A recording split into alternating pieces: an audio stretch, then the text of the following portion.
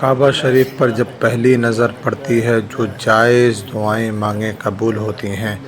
دیکھیں، رات میں کعبہ شریف کے اندر کا بہت ہی خوبصورت نظارہ ہے، اور یہی وہ جگہ ہے جہاں میرے اللہ فرماتے ہیں کہ اے میرے بندے، ریت کے ذروں کے برابر یا پیڑ کے پتوں کے برابر کتنا بھی گناہ تو لے کے آ جا، میری رحمت اس سے بڑھی ہوئی ہے۔ جب کوئی عمرہ کرنے کے لیے یا حج کرنے کے لیے اللہ کے دربار میں جائے تو خوب دعا کرے، اپنے لیے بھی دعا کرے، اپنے خاندان کے لیے، پوری امت کے لیے دعا کرے۔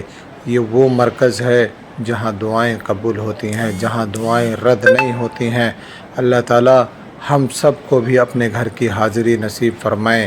جب آپ کو کعبے پر جب پہلی نظر پڑے اور ایسے ہی کعبے کو اگر دیکھیں تو چوتھا کلمہ پڑھیں، لا الہ الا اللہ وحدہ لا شریک لہ لہ الملک ولہ الحمد وہو علی کل شیء قدیر۔